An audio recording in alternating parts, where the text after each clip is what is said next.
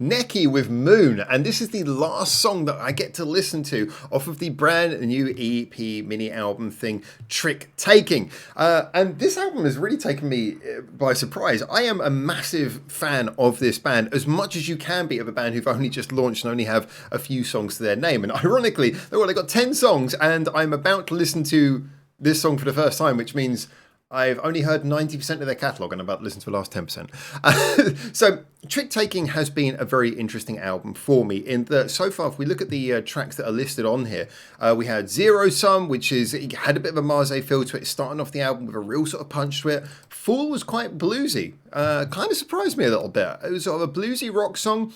And then we had Loner, which I think is a really great example of how to do a pop rock song with an underlying sort of darkness to it. You know, it's quite intense and yet at the same time energetic and poppy. And Dreams is, again, kind of pop rock, but is just almost like doing that, but with the switch turned all the way to like ultra positivity, joy, and happiness. So this is an album that has been really intriguing for me, especially because I can't deny I've had very high hopes going into it, partly based on how much we loved the first album, and partly based on how much the fact that I loved Loner and Dreams when they came out, and then Zero Sum I enjoyed a lot as well. I didn't really feel like it quite had the same single quality, but it was definitely a song that really caught me, like really sort of made me think, okay, they got a lot of variation on this album. So I can't believe we're already at the point where I've only got one more song to listen to, Moon, and I don't know what to expect. If I was judging the flow of this album, we've had dark and dramatic, well, more sort of dramatic and instrumentally sort of, really rocking. Then we've had sort of dark and bluesy. Then we've had a little bit more of a sort of pop rock energy with a dark tone still. And then Dreams at the end we know is going to be super high energy and super happy. So if that was to be a curve, then Moon would be something fairly pop rocky. I don't know what to expect. I really don't expect with this song. It is over 4 minutes long. So who knows? With a name like Moon, maybe it's a ballad. I'm just giving you all my preconceptions, but all you really want me to do is just get into this and listen to it, don't you? Anyway, so we're going to have a little listen to Moon now. And then I'll be completely up to date on Neki. No new songs to hear. Anyway, let's check this out. See what we think. I'm intrigued. Well, there's your answer.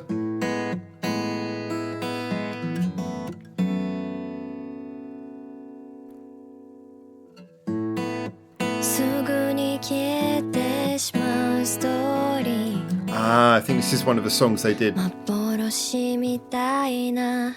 Yeah, the Shangri-La Live.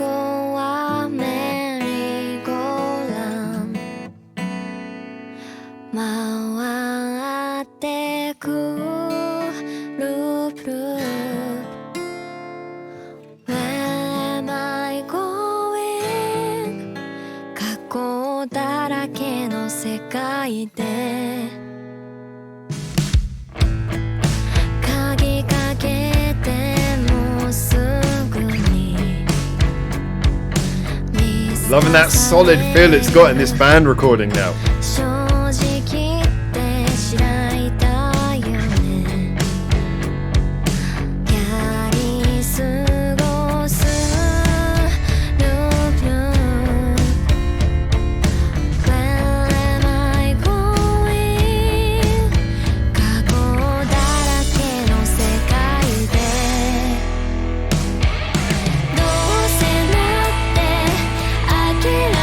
That's a very pretty soundscape they got there.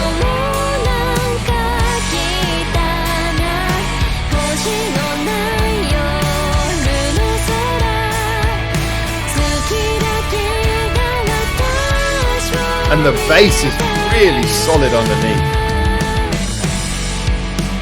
I love the way that's mixed.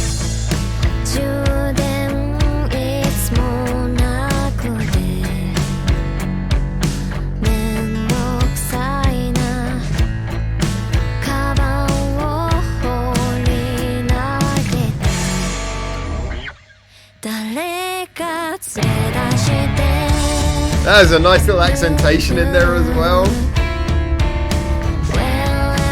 Loving the little touches in here.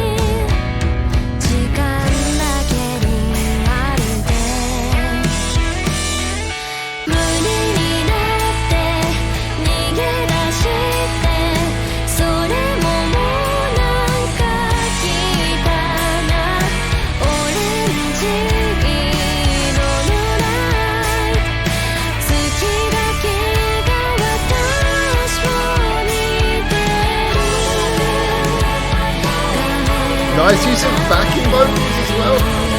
Build it up in the bridge. This is that kind of epic ballad where you need the big bridge to blast you into the last chorus.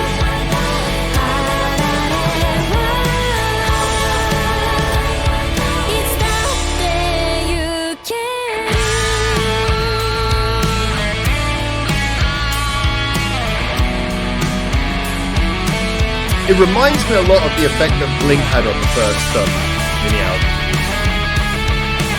Big, dramatic, but also somewhat delicate song. Nice.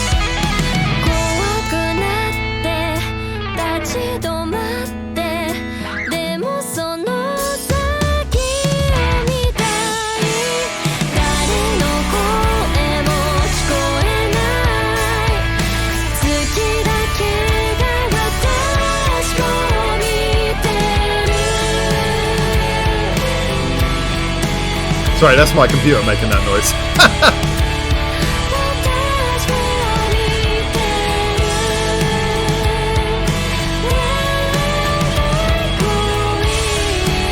Lovely that they're going out on this sort of nice milk last chorus to really add the extra harmony.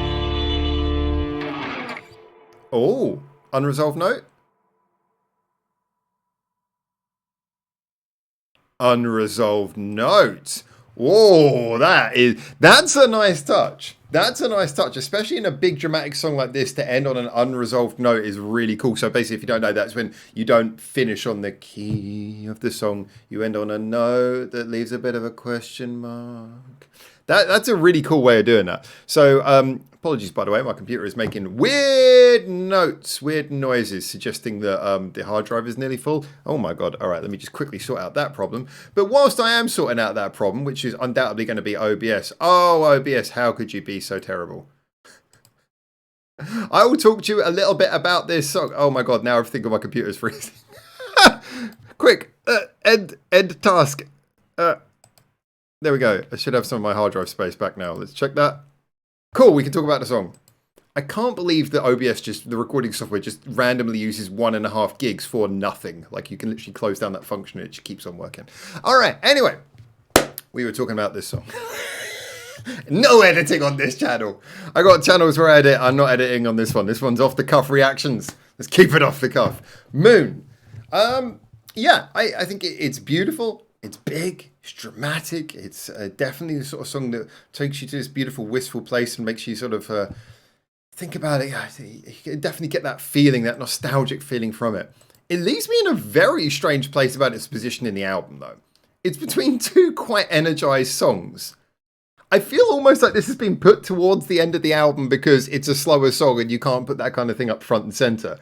But I don't know. I would say if you're going to put this, I wouldn't put it between Loner and Dreams. It's like going from this into Dreams is going to be really jarring.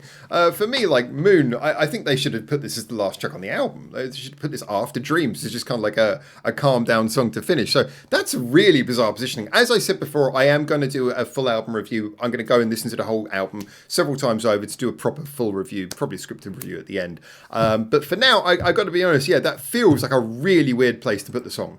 But honestly, from the perspective of this actual song itself, it's just very pretty. You know, it's again, it's fairly gentle. It's not packing in too many little details, but it's got that quality that, as we mentioned so many times before, NEK have, where even if they're playing a simple song, you can really hear the quality of the musicianship come through in just when they choose to put little little nuances in. They're beautifully delivered. And this is one of those songs, like when the guitar comes in, you got that's that last phrase of the guitar solo with like really quick run up. You know, that was nice. Just showed a little bit of sudden flurry of energy before popping into the last chorus and such like. And you know, the song has the details where it needs them, but it feels more about a gentle, melodic trip. And yes, so this, I'm pretty sure this is one of the ones that we heard during the acoustic set at the Shangri-La live show that I was at. I've seen NEK a few times now live, actually, I'm really glad to say. But like that was one of the songs that they played their acoustic, but that wasn't as a band version, that was just an acoustic version, I seem to remember. So hearing this really gave a bit more context to just how sort of big and full this song actually can sound. And I think it really comes across when you listen to this, just how, you know, just how sort of, how much scale and impact their songs can have. As a 4-piece, they've got very well mixed songs, and they're very good at layering things up in a way that sounds nice and big. You know, you've got the acoustic and the electric alongside each other, the bass, the drums. It's all very simple stuff, but it works nicely in this song. Would I say it's like their most anthemic song ever? Maybe not, but it's just another very solid entry. And I think in a similar way to what I said about Fool, it's a song where if I was hearing this as the first ever song I'd heard by NEK, I'd be like, yeah, I want to hear more of that band. That's interesting. I want to hear more of that. The quality's clearly there. Hika's voice is beautiful. The band, as always, are playing, you know, a real sort of sense of like restrained nuance. So it would definitely have me listening to more. But I wouldn't say, again, similarly to like I said about Fool, I'm not overly surprised that this song is one of the 40% of the part of the 40% of this album that is not singles. I'm not surprised. It doesn't quite feel like it has as much impact as the songs that they did release as singles. So it's really strong as a song. It's a demonstration of why NEK are so good. And if you were hearing it in isolation, you'd want to hear more. But it's not like the go-to song where you'd say, hey, check out this band. It's more like a song where it's like, hey, let's fill an album with really good songs. This is one of the ones you put between the singles. Or, in my opinion, after the singles, right at the end of the album is a nice way of resolving it. Especially, actually, do you know what? And it would make a really cool last track because it has that unresolved final chord. That would make it such a cool way to end an album. Yeah, not putting Moon last was a big mistake, guys. What are you doing? Stick it at the end. There you go, those are my thoughts. Anyway, so yeah, I enjoyed this. I definitely enjoyed this, but it's one of those ones where I would say good, solid entry. I enjoyed this one as a big, dramatic song that shows the variation that NEK has, but I'm going to be more interested to see how I feel about this after I've listened to it a few times over in the album, because I feel that's where it's going to get its extra impact. I'm still not sure about putting it before Dreams, but putting it right after Loner is an interesting one. Coming out of Loner into this, that could work. That could work. So I'm intrigued. I'm definitely intrigued. My initial guess is, we'll see if I agree with this at the end, but I think if I was to redo this album right now, how would I line it up? I think I would make it zero sum. I think I put Dreams as the second song, just because, you know, awesome single. Then I pretty put Fool after that. It starts with that big headbanging intro. Then Loner, and maybe finish on Moon. That's maybe the way I'd do it. So I think you could actually just do it by putting track 5 Dreams into second position. Might well get everything in place. Anyway, I'm going to be really interested to see what I think about this in context once I listen to the whole album. As always, get in the comments to tell me what you think, and until I hopefully see you very soon in the next one of these, and definitely when I see you in my album, my full album conclusion, my full album review. Until then, for now, ciao ciao.